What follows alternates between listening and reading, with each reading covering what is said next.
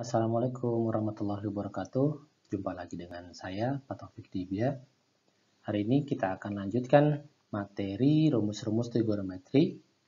Melanjutkan materi yang sebelumnya mengenai rumus jumlah dan selisih kosinus. Nah, sekarang kita akan belajar mengenai rumus-rumus jumlah dan selisih sinus.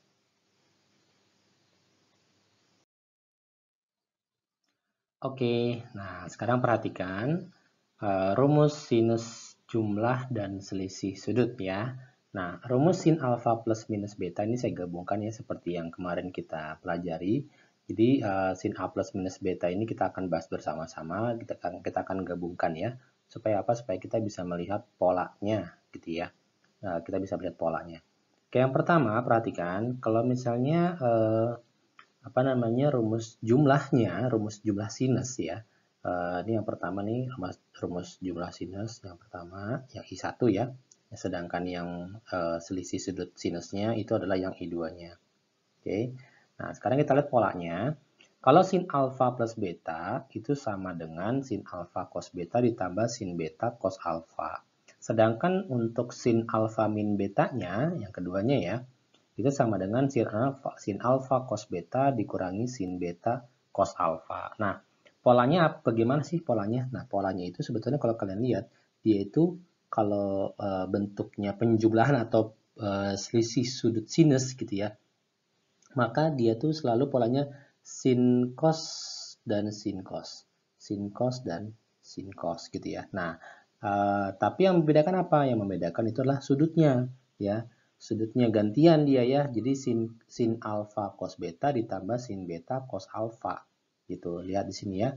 Di sini sudutnya yang pertama sin alfa, di sini yang kedua sin beta. Lalu gantian ya. Kalau yang pertama ya cos beta ya, lalu yang kedua adalah cos alfa.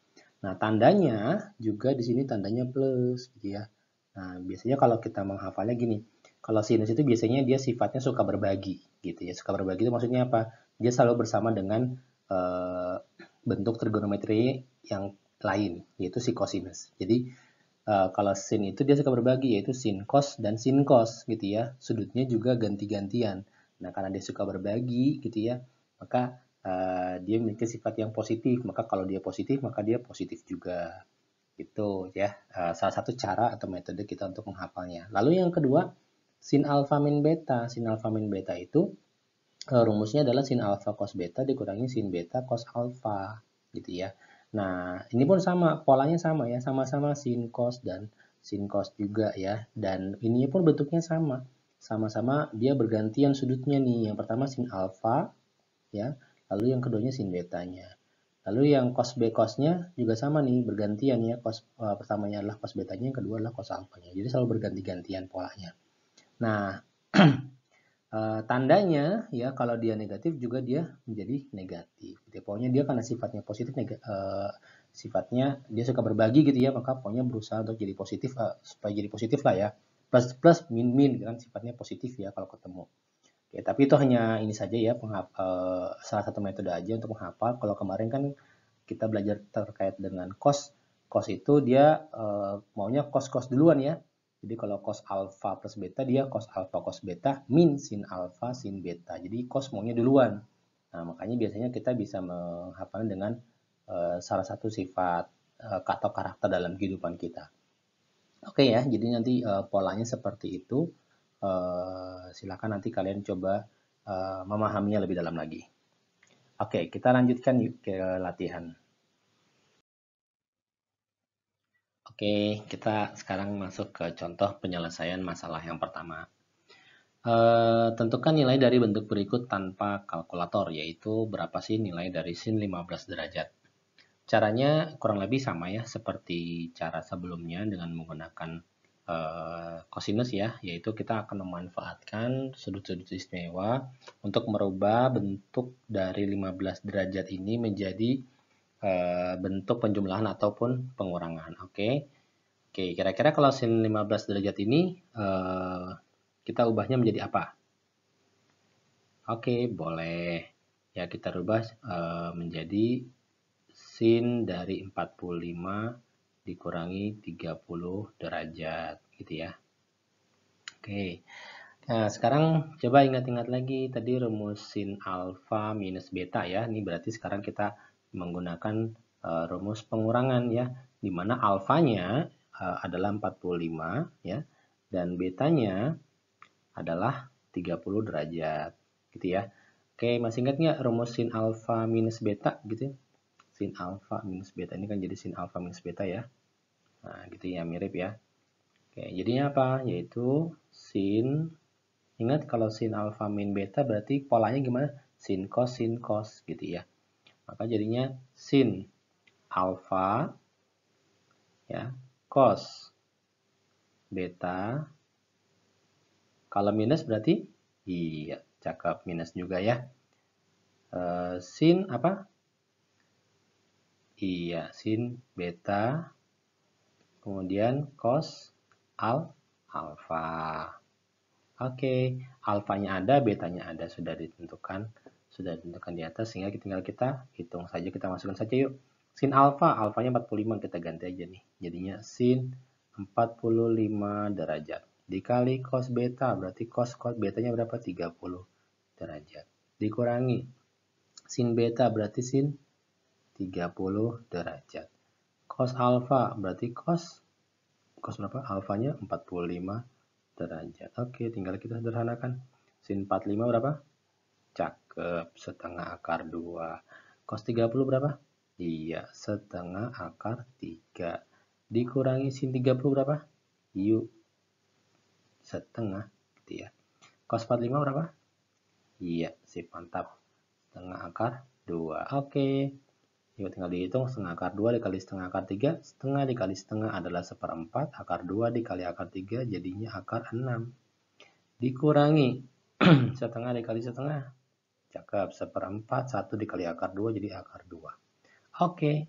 Nah, boleh kita sederhanakan lagi jadinya seperempat dikali akar 6 minus akar 2. Gitu ya.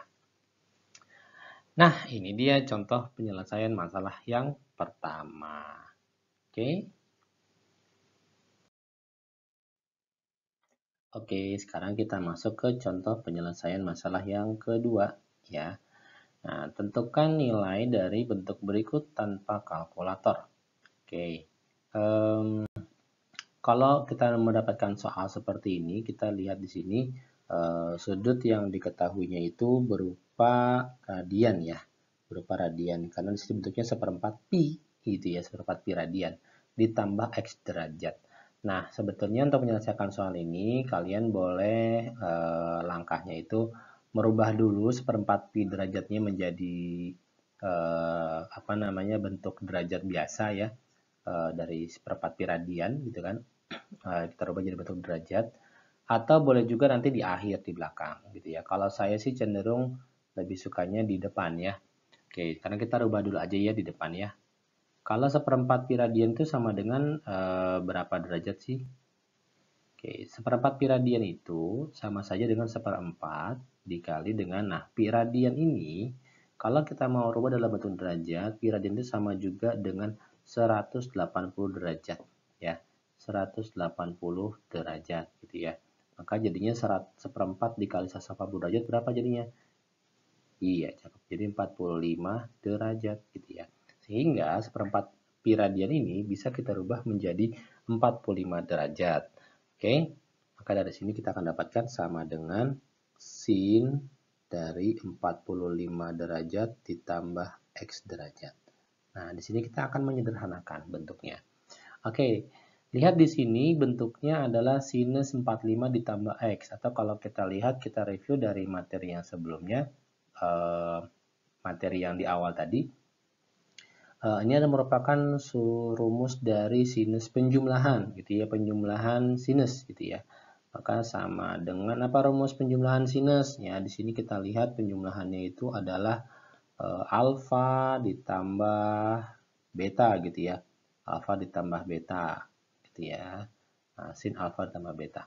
Oke, masih ingat nggak rumus sin alfa ditambah beta rumusnya apa? Iya, betul. Jadinya sin alfa gitu ya, sin alfa dikali dengan cos cos apa? Cos beta ya. Beta yang di atas betanya diganti warna biru aja ya. Kayak gitu ya. Beta. Nah, kemudian ditambah apa dikurang? Ya, kalau sin itu sifatnya positif ya, baik ya. Jadi positif ketemu positif lagi. Positif dari apa? Sin, dari sin apa? Gantian ya sudutnya. Tadinya alfa beta, yang kedua berarti yang berikutnya adalah beta dulu ya. Nah, berarti ini sin beta dikali dengan apa? Dikali dengan cos alfanya. Di situ ya. Nah, seperti ini. Oke, sekarang kita ganti ya alfa dan betanya. Alfa dan betanya itu sebagai apa? Yaitu nih alfanya kan sebagai 45 derajat dan betanya sebagai x derajat. Sehingga kalau kita ganti, ya kita substitusi jadinya apa? Jadinya sin dari 45 derajat. Gitu ya. Dikali cos dari beta. Betanya apa? X. Biarkan saja x derajat gitu ya. Nah, ditambah sin beta, sin x berarti sin x derajat, biarkan saja gitu ya. Nah, dikali dengan cos alfa. Cos alfa berapa? Cos alfa adalah cos 45 derajat gitu ya. Oke. Sekarang tinggal kita ganti dulu angkanya ya. Sin 45 berapa? Sin 45. Sin 45 itu adalah setengah akar 2 ya. Dikali dengan cos x derajat. Ditambah dengan sin x derajat dikali dengan cos 45 berapa? Iya, setengah akar 2 juga. Nah, gitu ya. Nah, ini kan sama-sama punya setengah akar 2 ya. Nah, karena sama-sama punya setengah akar 2, sama-sama setengah akar 2 ya. Nah, setengah akar 2-nya boleh kita keluarkan ya, berdasarkan sifat distributif gitu ya. Dikali apa? Dikali, ini boleh dibalik-balik nih, cos x tambah sin x atau sin x tambah cos x sama aja. Ya, kita rubah jadi bentuk sin x ditambah cos x derajat. Nah, seperti ini. Nah, sudah selesai gitu ya. Jadi bentuknya dari sin 1/4 pi radian ditambah x derajat itu berubah menjadi setengah akar 2 dikali sin x derajat tambah cos x derajat. Oke, sampai sini ada pertanyaan? Iya, boleh ya ditanyakan nanti di kolom chat. Baik, sekarang kita masuk ke contoh penyelesaian masalah yang ketiga ya. Diketahui sin A sama dengan 3/5 dan cos B sama dengan 12/13. Untuk A dan B-nya adalah sudut lancip. Tentukan nilai dari sin A ditambah B. Oke, nah ini seru nih ya, seru. Oke, caranya gimana? Ini seru dan gampang ya, masih mudah ini. Caranya gimana nih, seperti penyelesaian pada kasus cosinus yang di video sebelumnya ya. Maka kita bisa menyelesaikannya dengan apa? Iya, dengan dikerjakan ya, dikerjakan. Oke. Kita coba uraikan dulu ya rumus. Di sini kan dimintanya kan dia minta berapa sih nilai dari sin A tambah B gitu kan ya. Oke, kita lihat dulu sin A tambah B apa sih rumusnya? Masih ingatnya sin A tambah B? Apa rumusnya? Oke, yaitu apa? Sin A dikali cos B ditambah sin B dikali cos A gitu ya. Nah, sekarang kita lihat nih, sin A-nya ada nggak? Sin A-nya ada. Oh, ada tuh 3/5 ya katanya ya. Tulis aja 3/5 gitu ya. Oke, cos B udah ada belum? Oh, ada cos B. Ternyata 12/13 tuh nih. Ya, ini cos B-nya nih. Tuh, gitu ya. Cos B-nya ternyata ada 12/13.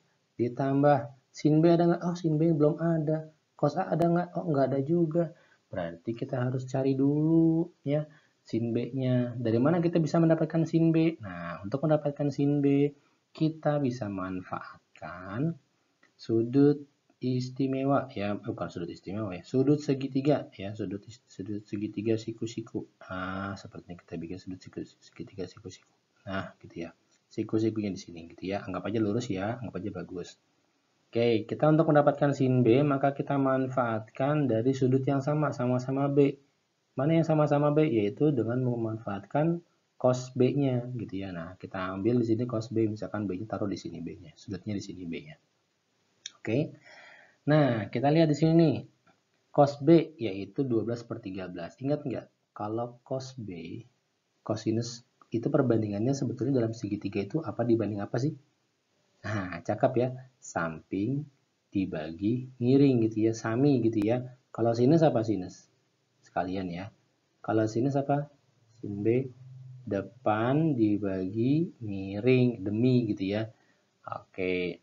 Nah, sekarang cos B 12 per 13 berarti 12-nya sebagai sampingnya, 13-nya sebagai miring gitu ya. Jadi ini sebagai sampingnya dan 13-nya ini sebagai miringnya gitu ya. Nah, sampingnya mana sih? Samping dari sudut B nih, sudut B ini sudut B ya. Sampingnya berapa? Sampingnya itu adalah 12 ya. Dan miringnya mana? Miringnya ya ini sudut yang miring gitu ya. Sisi yang miringnya ini yaitu berapa? 13. Oke, sekarang tinggal kita cari sudut tegaknya ya. Dan sebetulnya kita harusnya sudah hafal nih ya. Berapa salah satu sisi tegaknya nih di sini? Berapa? Iya, cakep 5 gitu ya. Nah, dari mana Pak kok bisa dapat 5 ya? Dengan memanfaatkan rumus Pitagoras gitu ya. Oke, oke, oke. Nah, kemarin juga sudah dibahas ya di video sebelumnya. Nah, sekarang dari sini kita bisa mencari nilai sin B-nya. Oke, maka sin B berarti berapa sin B? Nah, sin B itu rumusnya adalah depan dibagi miring. Nih, depan dibagi miring nih. Tuh, depan dibagi miring, ya kan? Sehingga depannya berapa? Depannya sudut B. Sin B, depannya sudut B. Depan miring, depannya 5 per miringnya 13. Oh, berarti sin B 5 per 13, gitu kan? Dapat deh di sini.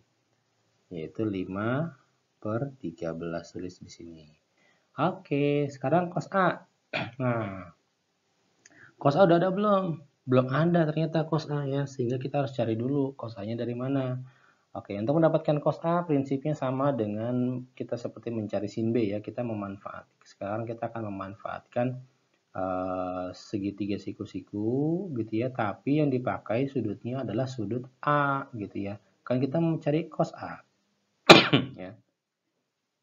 Nih, sama-sama A nih dia minta cos A, maka kita cari yang perbandingannya adalah A juga. Nah, di sini dia gitu ya.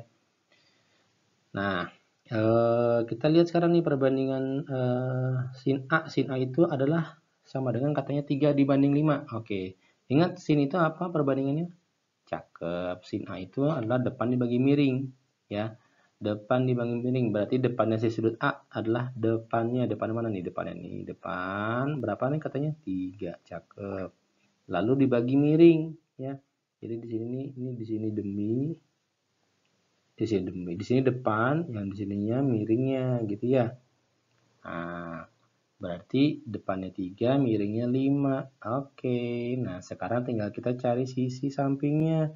Untuk mencari sisi sampingnya ya, kita juga memanfaatkan rumus Pitagoras gitu. Pitagoras pasti kalian tahu kan? Kalau di sini sisi miringnya 5 dan sisi salah satu sisi tegaknya 3, maka sampingnya berapa? Iya, cakep 4. Betul ya. Oke, nanti cari pakai rumus Pitagoras ya. Berarti dari sini kita bisa mendapatkan perbandingan cosinus A-nya gitu. Karena di sini sudutnya sudut A ya. Sudutnya sudut A gitu. Sehingga dari sini kita dapatkan cos A. Nah, cos A apa? Cos A itu prinsipnya apa tadi? Samping dibagi miring. Tuh ya. Yang ini nih. Gitu ya. Saya kasih bintang nih itu. Wah. Samping dibagi miring. Oke, sampingnya si A berapa? Sampingnya sudut A. Iya, sampingnya 4 ya. Kalau 3 itu depannya ya.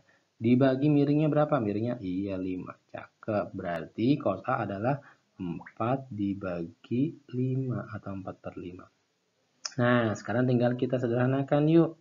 Oke, sederhanakan dikalikan saja. 3 dikali 12 berapa?